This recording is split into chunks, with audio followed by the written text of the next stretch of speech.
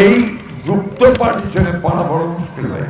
মা বোনদেরকে বোঝাচ্ছে দাঁড়িয়ে পাল্লায় ভোট দিলে নাকি আপনার বেহেশতে যাওয়া যায়, কিন্তু কোন মার্কাকে ভোট দিলে বেহেশতে যেতে পারবে, এটা আমাদের জানা নাই। এই দলটাই আবার আমাদের কিন্তু 1971 সালের যুদ্ধে আমাদের পক্ষে ছিল। যে দলটা এই দেশের অস্তিত্বে বিশ্বাস করে না, সেই দল কেমন করে আপনারা বাংলাদেশকে রক্ষা করবে। আজকের এই নির্বাচনটা একটু ভিন্ন রকম।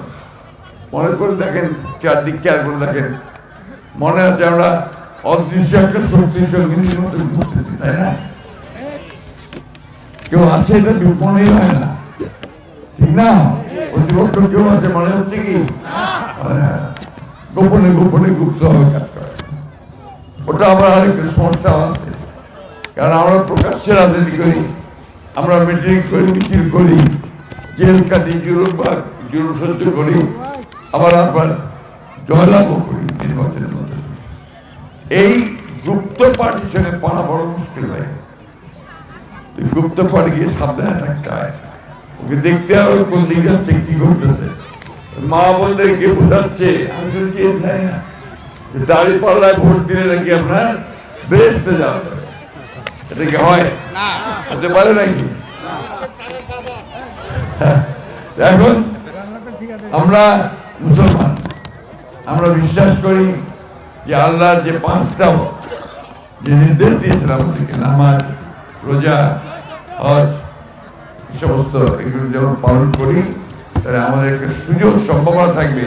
আল্লাহ যদি ইচ্ছা করেন তারা আমাদেরকে মাফ করেন, তাহলে আমরা বেহেশতে যেতে পারবো। জীবনের সব আয়োজন এখানে একসাথে।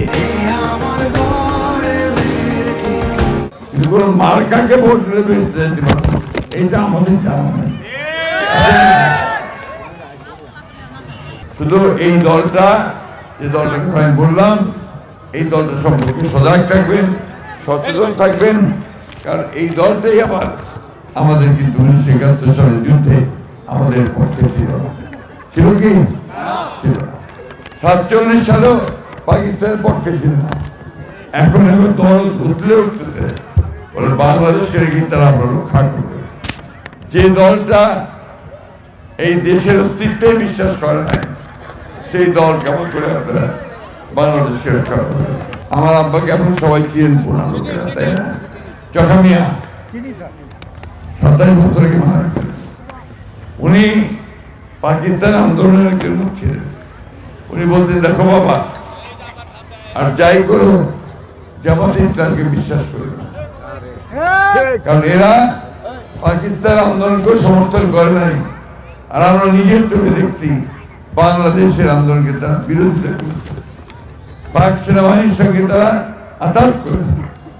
সুতরাং আমরা এমন কোন দলকে সমর্থন করতে পারি না যারা আমাদের দেশের অস্তিত্বে বিশ্বাস করে, স্বাধীনতা বিশ্বাস করে না। আমি কি কথা বলতে পারছি আপনাদেরকে? এই কথাটাকে জোর দিয়ে বলতে চাচ্ছি, এটা হচ্ছে মৌলিক প্রশ্ন যেটা যারা করতে চায়। তাই বন্ধুগণ, আমাদের সামনে এখন আমরা ভোটে, আমরা বিএনপি, আমি আপনাদের সামনে প্রার্থী হিসাবে দাঁড়াইছি।